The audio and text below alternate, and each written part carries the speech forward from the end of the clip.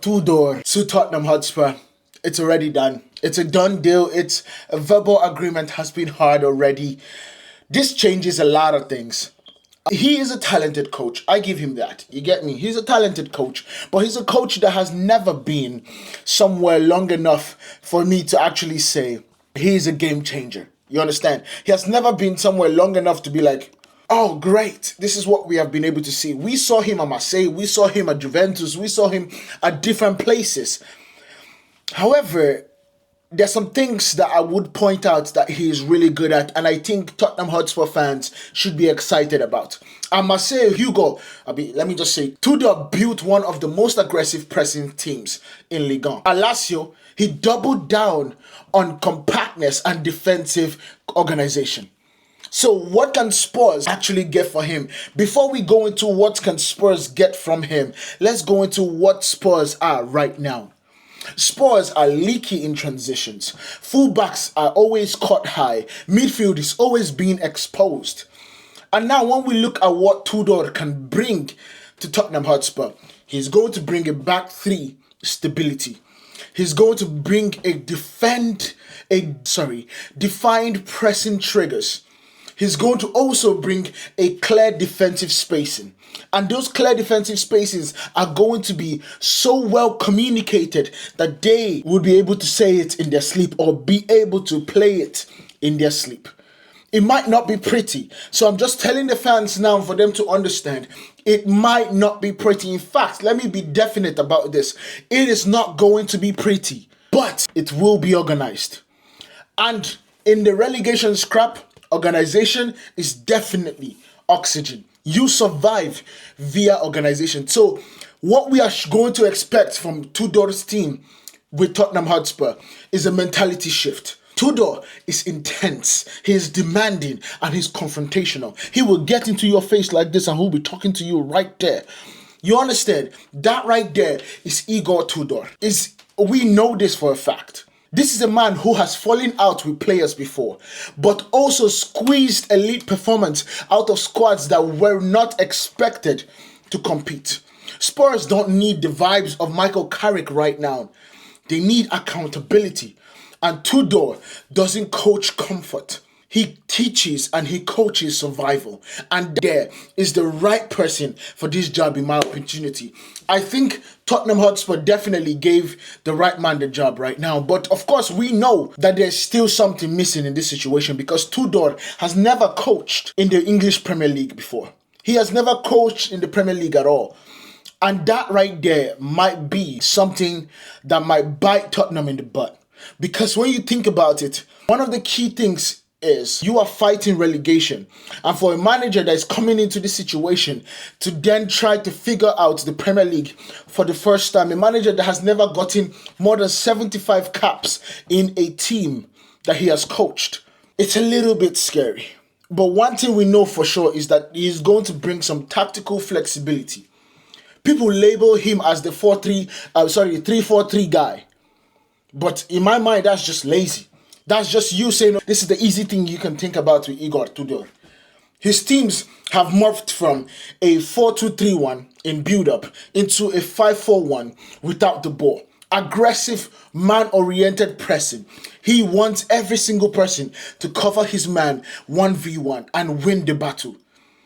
This could suit the aggressive wing-backs of Tottenham Hotspur, Pedro Porro and Jed Spence, Destiny Udogie. It could suit them. Physical midfielders, the likes of Conor Gallagher, Polinia. It will suit them in terms of physicality and aggressive midfielders. And then you have the direct transitions of, oh my God, it would have been so good to have the player that they sold to Crystal Palace because he has the pace. But it would suit the likes of Dom Solanke. It would suit the likes of Mohamed Kudus. You understand? In fights for points, adaptability matters more than the aesthetics.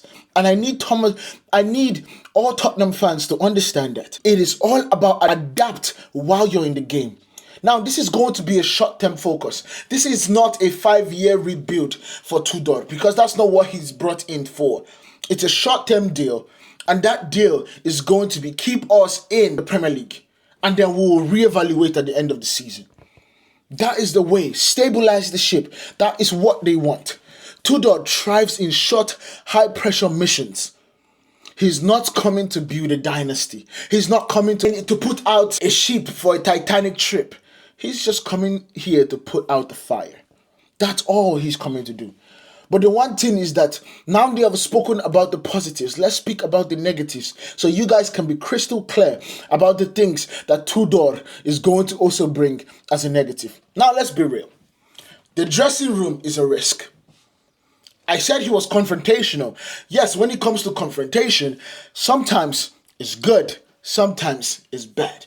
And this is where the problem starts. At Juventus, as an assistant and late managerial roles, tensions surfaced big time.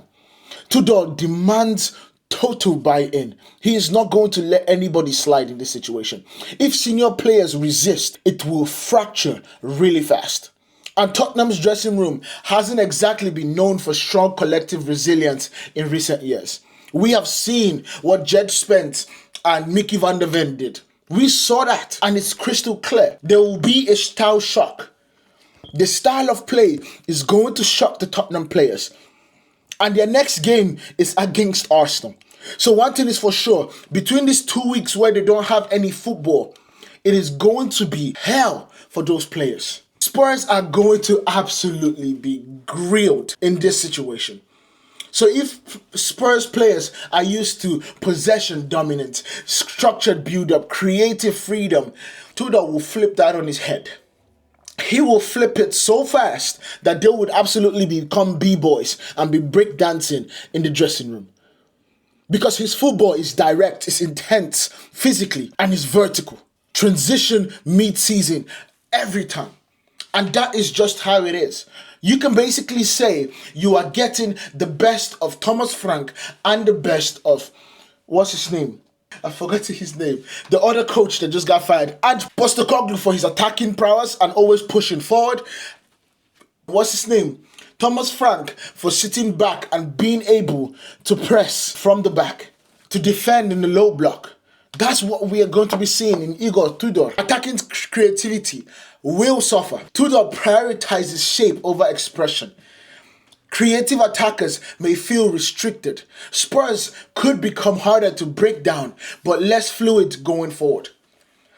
And in the relegation battle, sometimes that is what you need. You still need moments of magic, and that's where not having Mohamed Kudus is absolutely a failure in my mind. I know he's injured, but it would have been so good to have somebody that can make something out of nothing. Now, this is not a long-term fit in my mind. It's not a long-term fit culturally because Tottenham fans want free-flowing football. They want identity. They want attractive football. The youth development coming in. Tudor is just a wartime manager. If you are going to war, which Tottenham Hotspur are going to war because they are 5 points away from the relegation battle, this is the manager you bring. Once survival is achieved, questions will begin. Does he fit at the club long-term direction, or is he just a firefighter? In my opinion, in what I've seen Tudor be as a manager in the future or in the past, he is a firefighter.